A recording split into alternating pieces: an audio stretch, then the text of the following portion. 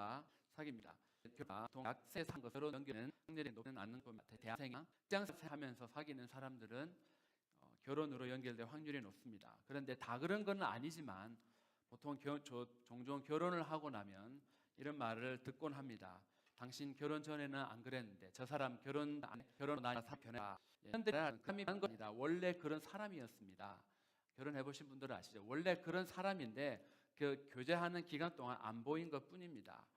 근데 왜 사람들이 이렇게 변했다는 말을 하겠습니까? 그것은 바로 그 사람에게 기대하고 있는 것이 달라졌기 때문입니다. 남자는 결혼을 하면 어떤 기대를 합니까? 아내에 대해서 저 여자가 나를 왕처럼 섬겨줄 것을 그렇게 기대를 합니다. 여자는 어떻습니까? 결혼을 하면 저 남편이 자기 공치면 우리가 섬길 것을 합니다.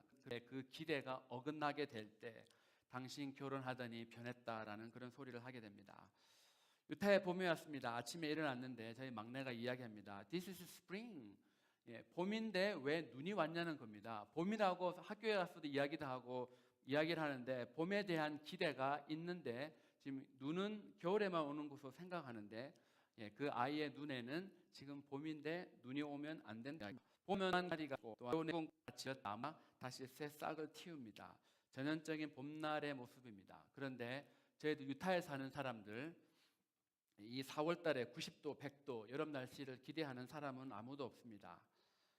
4월 달에는 가끔씩 눈도 한번 와주고 그런 것이 바로 저희들이 기대하는 유타의 4월의 날씨입니다. 남자와 여자가 결혼을 하면 부모님들이 기대하는 것이 있습니다. 다름 아닌 바로 자녀를 보는 것입니다. 손자를 봅니다. 1년, 특별한 1년 아니면 3, 4년쯤은 동자 손녀를 봅니다. 왜냐 그러면 자녀들에 대한 부모님의 기대가 있기 때문입니다. 사람들은 대부분 기대를 하며 살아갑니다.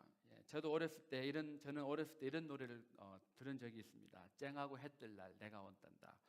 쨍하고 해 뜰 날, 지금이 비가 오고 구름이 끼어서 해가 보이지 않는 것 같지만 쨍하고 해 뜰 날이 온다는 것입니다. 기대를 하고 있다는 것입니다. 바로 기대를 한 내 대해 아직 힘을 포기하지 않는다. 종주일 썬데이라고 부릅니다. 예수님께서 예루살렘에 입성을 하시는데 사람들이 종려나무 가지를 꺾어서 흔들면서 엄청난 그런 환영을 했던 장면이 바로 저희들의 읽은 본문의 배경입니다.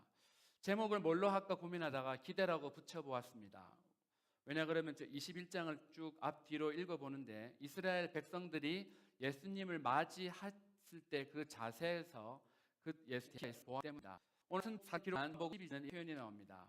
그 이튿날에는 명절에 온 큰 무리가 예수께서 예루살렘으로 오신다 함을 듣고라고 되어 있습니다. 본문의 배경이 되는 이 명절은 다름 아닌 유월절입니다. 한국에 사는 한국 사람한테 있어서 제일 큰 명절이라 하면 보통 구정이라고 부르는 음력 설날과 추석입니다. 미국에 사는 한국 사람들에게는 이 구정 추석의 명절입니다. 미국의 사람 말하지로 크리스마스가 가장 큰 명절입니다. 유대인들에는 3대 절기가 있습니다. 3대 명절이 있습니다. 바로 유월절과 또한 오순절과 초막절입니다. 특별히 이 당시에 살던 유대인들에게는 어느 지역에 살든지 상관없이 이 절기를 지켜야만 했습니다. 그 중에서도 유월절은 바로 이들에게는 최고의 명절이었습니다. 그것은 이스라엘 백성들이 과거에 이집트에 400년 동안 노예서 다녔습니다. 이 백성들의 자유를 주려고 이집트에 탈시킨 사건, 출애굽을 기념하는 사건이 바로 이 유월절입니다. 당시에 얼마나 그 큰 명절인가 하면 예수님이 돌아가시고 난 이후의 사람이 네로 황제가 있었습니다. 이 사람이 주후 58년에 왕이 되었습니다.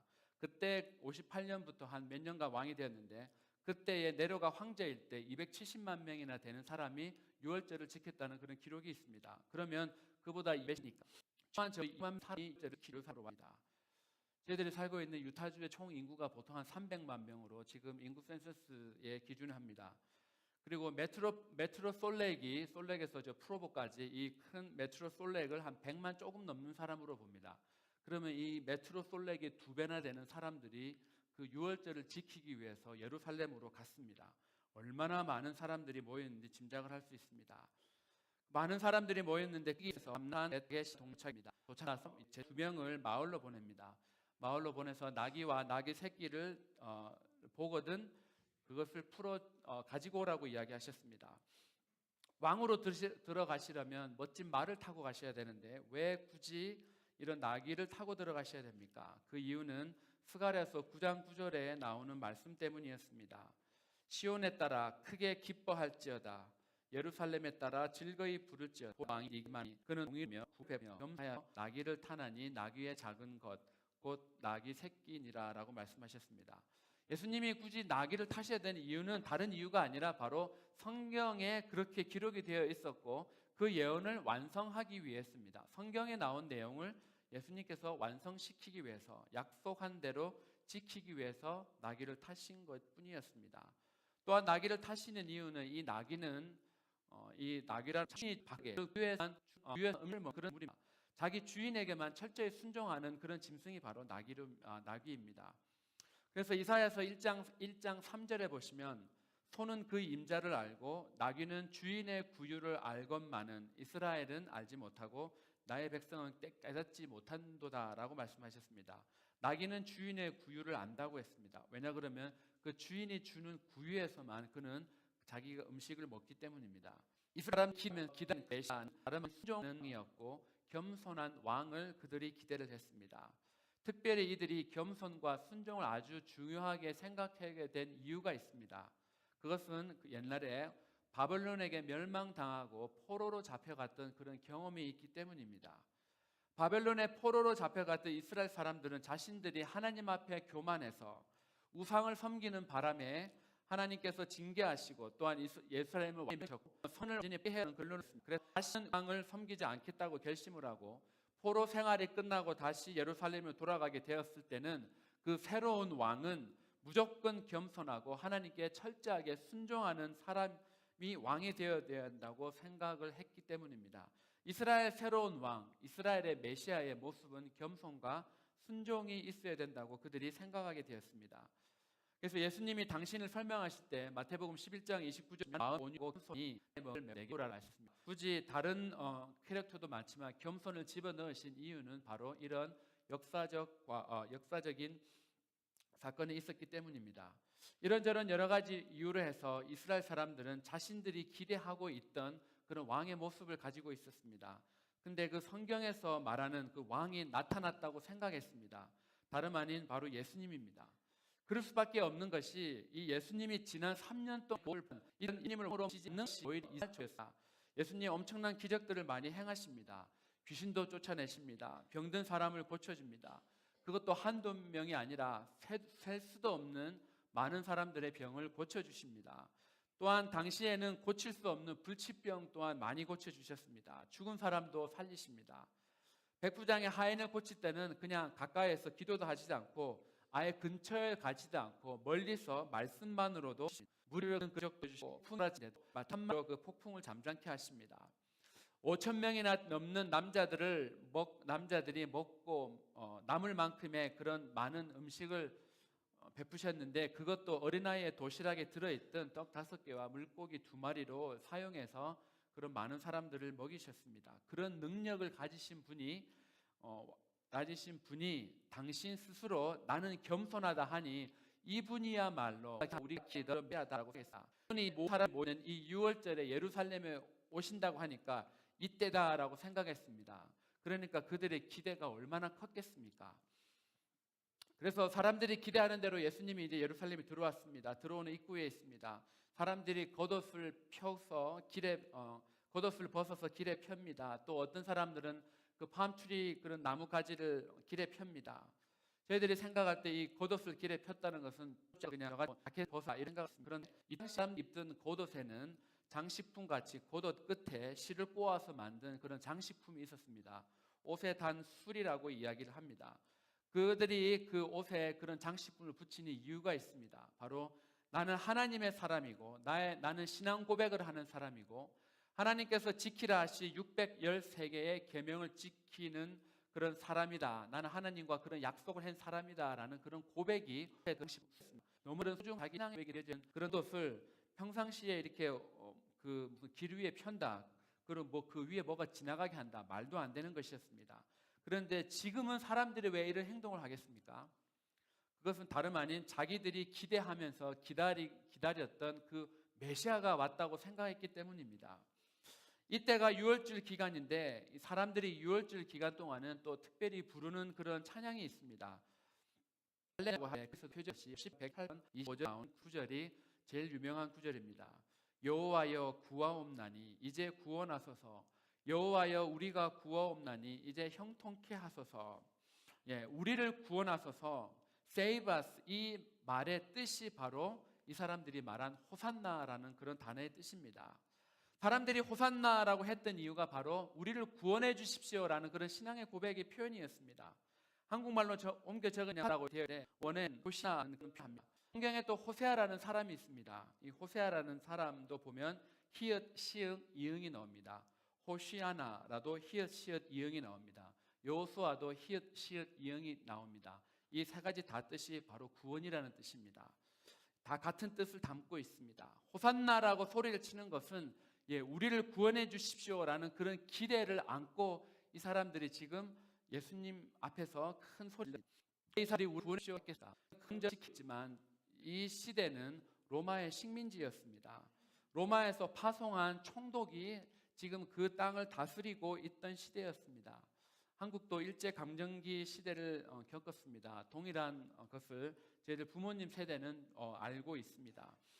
유월절 명제를 지키기 위해서 사람들이 모였는데 그들이 기대가 있었습니다. 바로 저분이 예수님이란 분이 우리를 구원해줄 거라는 그런 기대가 있었습니다. 그래서 예루살렘에 도착을 했습니다. 그리고 예루살렘 성 안으로 들어갔습니다. 성 안으로 들어가니까 그 성에 난리가 났습니다. 한번 상상을 해보십시오. 지금 예수님이 나귀를 타고 예루살렘 성 안으로 들어오는데 뒤에서 지금 엄청나게 많은 사람들이 호산나 다윗의 자손이여 하면서 지금 막 소리를 지르면서 따라가면서 들어가고 있습니다. 그게 군중 심리가 발동이 되어서 뭔지 모르는 사람들이 옆에서 호산나 그러니까 자기도 호산나라고 하면 소리입니다. 어땠습니까? 성 안에 있는 사람 볼 때, 성 안에 있던 사람들이 입장에서 볼 때는 지금 난리가 났습니다. 예루살렘이 들떠서 땅이 흔들리는 것 같은 그런 기대가 그 성 안에 가득했습니다. 이 21장을 자세히 한번 살펴보시면 기대라는 관점을 가지고 이 21장을 읽어보면 전부 다 기대에 대한 이야기로 이렇게 보입니다.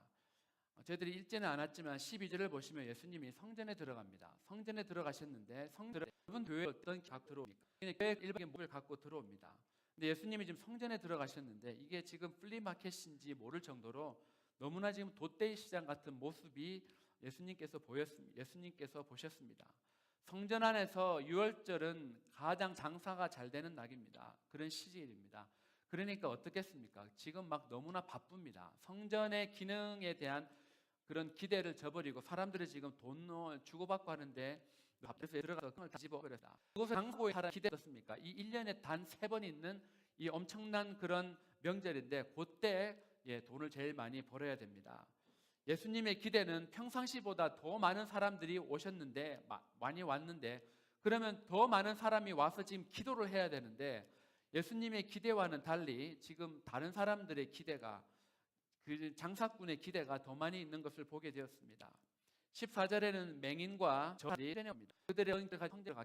저들은 나의 병을 못 고치는데 예수님이라는 분의 이야기를 들어보니까 내가 저 예수님을 만나기만 하면 예수님 있는데 가기만 하면 내 병이 고쳐주겠다라는 그런 기대를 가지고 들어옵니다.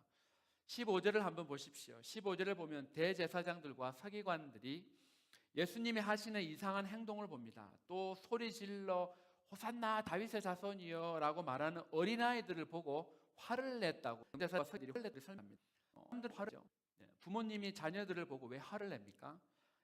오너가 사장이 직원들을 보고 왜 화를 냅니까? 한국에서 지금 돌아가고 있는 그 상황들, 어른 세대와 젊은 세대 왜 이렇게 서로가 서로에 화를 냅니까? 그것은 자기 뜻대로 이지 않습니다. 사람들만 뜻대로 않으면 화를 내게 있어. 라는 건 사장이 안 들면 그래 사장님 화지 않을까? 누가 제게 뭘 해라 그랬는데 이렇게 해라 그랬는데 그것도 그대로 하지 않을 때 뜻 되지 때 말로 기대로 하지 않을 때 화를 냅니다. 대제사장과 서기관들이 바로 그랬습니다. 성전에 들어와 예수님과 예수님을 따르는 사람들이 성전에 지금 들어왔습니다. 예루살렘에 왔는데 보니까 영 마음에 안 들어요. 대제사장과 서기관들은 지금 예수님 자체가 마음에 안 드는데 사람들이 엄청나게 많은 사람들이 따라옵니다. 자기네들도 그런 대접을 받아보지 못했는데 지금 예수님이 그런 대접을 받으니 못만 애때 홀레나 예수님한테가 대제사장들과 서기관이 다른 것을 저희들 볼 수 있습니다. 19절에 보면 또 예수님이 배가 고프셔서 무화과 나무를 딱 봤는데 야 저거 좀 내 시장길을 좀 채워줄 수 있겠다라는 그런 기대를 했습니다. 그런데 웬걸 아직 그 때가 아니어서 그 예수님의 그런 기대가 채워지지 않았습니다. 33절에 보면 비유가 나옵니다. 어떤 집 주인이 포도원을 만들고 주고 잠깐 떠납니다. 그 포도원 만들어 놓은 주인의 입장은 주인의 기대는 뭐겠습니까? 이게 지금 내가 렌트를 준 사람들이 농사를 잘 지어서 이게 그 농산물을 내가 사람을 보내서 거두러 올 때 이 사람들이 잘 주겠구나라는 그런 기대를 하고 있습니다. 그래서 가을이 되었습니다. 열매를 받으려고 이제 사람을 보냅니다. 그런데 이게 웬 말입니까? 주인의 기대와는 정반대의 일이 일어나고 있습니다. 주인을 이 사람들이 죽여버리자 하도 아니고 2번을 죽였습니다. 그래서 이 밭의 주인이 자기 아들을 보내면 좀 다를까라고 해서 아들까지 보냈는데 아들을 죽였습니다. 그 집 아들을 왜 이 농부들이 죽였겠습니까?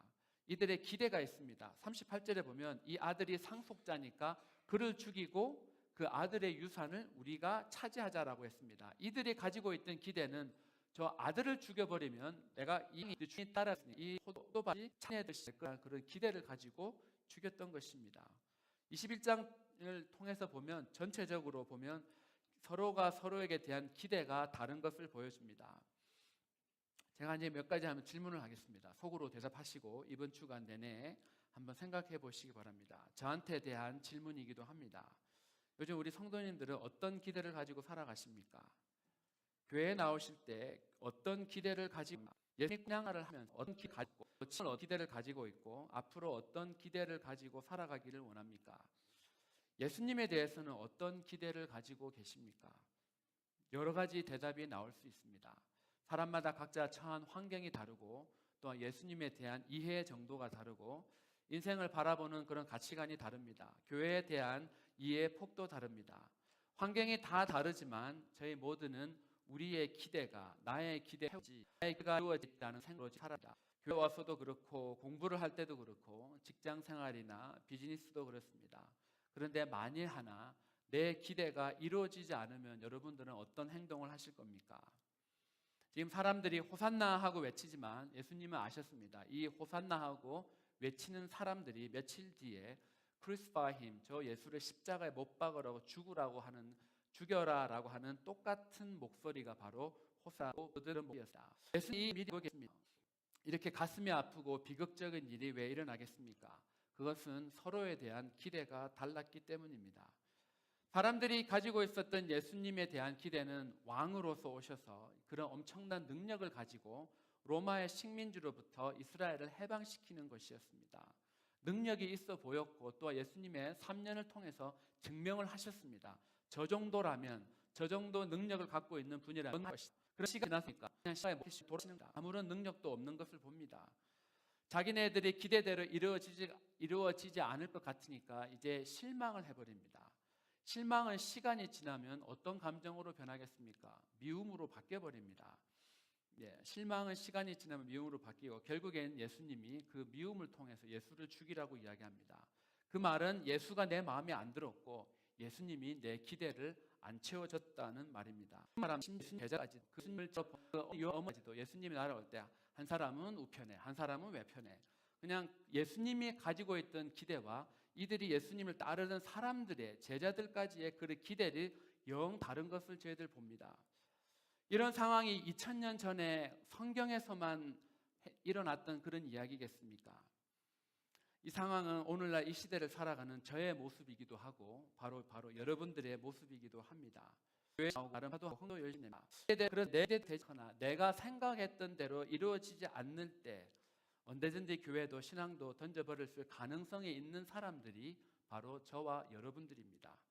내 기대대로 되지 않는다고 신앙은 버리지 않겠지만 예수 그리스도의 몸이라고 하는 교회는 언제든지 내 마음에 안 들면 떠나버리거나 바꿀 수 있고 심지어 안 다닐 수 있는 것이 바로 오늘날을 살아가는 이 시대의 저희들의 모습입니다. 마지막 10절을 한번 보겠습니다. 10절 보면 무리가 가로되 갈릴리 나사렛에서 나온 선지자 예수라 하니라. 예루살렘 성에 이제 있던 사람들이 누구 때문에 이렇게 사람들이 환호를 합니까? 다윗의 자손이여 뭐 호산나라고 합니까? 누구 때문에 지금 사람들이 환호를 합니까? 라고 이렇게 질문을 합니다. 질문을 하는데 예수님을 따라오던 무리의 대답이 바로 무리가 가로되 그에 나온 선지자라. 예수를 따라오던 사람들이 다 선지 예수입니다. 선지자는 하나님 나라를 드러내고 하나님이 어떤 계획을 가지고 계신 분이고 하나님이 어떤 분이신지를 하나님께서 그 이스라엘 백성들에게 알려주던 그런 역할을 하던 사람입니다. 물론 예수님께서 그 역할을 하셨습니다. 그런데 지금 문제는 예수님이 지금 이 예루살렘에 들어오셨을 때는 선지자 예수로 들어오신 것이 아니라는 겁니다. 사람들이 부활로 오셨습니다. 십자가에서 우리의 죄의 문제를 해결해 주시기 위해서 오셨는데 우리의 구원을 위해서 메시아로 오셨는데 사람들은 기대 속에는 말로는 호산나라고 외쳤지만 실제로는 누구냐 그러니까 선지자 예수다라고 이야기합니다. 지금 기대가 어긋나고 있는 것을 봅니다. 이 상황을 직면했던 우리 예수님의 마음은 어떻겠습니까?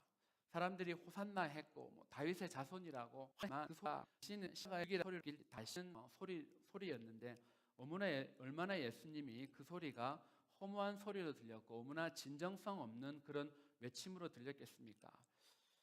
예수님은 사람들의 기대가 자기 중심적이라는 것을 아셨습니다. 이미 그 마태복음 20장에 이 사람들이 어떤 반응을 하실지 이리 예언을 하셨습니다. 사람들은 자기 중심적인 그런 기대를 가지며 살아가지만 반대로 예수님은 살아계신 아버지의 뜻으로 습니다. 나의 원대로 없이 아버지의 원대로 원하는 그런 거랍니다. 한 인간으로서 예수님이 갖고 계신 기대는 그 십자가를 안 지는 것이었습니다. 그 얼마나 고통스러운데 그 고통을 뻔히 아시는 분인데 십자가를 지지 않는 것이 예수님의 기대였습니다. 하지만 예수님이 이렇게 고백하셨습니다. 내 기대대로 사는 것이 아니라 아버지의 기대대로 살기를 원합니다. 아버지의 기대대로 이루어지게 해주시오. 그렇게 기도하셨다. 기다가 그 고백을 저희들이 다 알고 있지 않습니까? 그냥 말로 쉽게 얘기되는 것이 아닙니다. 내가 하나님 아버지의 뜻대로 산다는 것은 핏방울이 땀방울로 되는 그런 기도의 수고가 있어야 됩니다. 그 철저한 기도를 통해서만이 내 기대가 꺾여지고 하나님의 기대대로 저희들 살아갈 수 있는 힘을 얻을 수가 있습니다. 저희들의 삶이 힘들 때, 인생이 내가 원하는 대로 이루어지지 않을 때, 주위의 환경이 내 기대대로 변할 때 저희는 어떻게 합니까? 저희들은 떠나야 됩니다. 저희들 수 있는 것은 바로 주님 앞에 나가서 아버지 하나님 나의 기대대로 마옵시고 아버지의 기대대로 되기를 원합니다 라고 그렇게 기도의 몸부림을 치는 것입니다. 근데 그 아버지의 기대가 어디에 있습니까? 아버지의 기대는 바로 하나님이 저희들에게 성령으로 말미암아 계시하신 이 성경에 다 기록이 되어 있습니다. 저희들의 아버지의 기대를 언제 항상 다 알겠습니까? 성경에서 기록을 했습니다. 그래서 성경을 모르고 알 수 없다.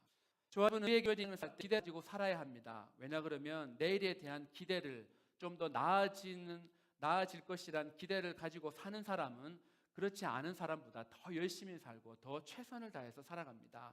우리의 삶의 모든 영역에서 저희들은 기대를 가져야 합니다.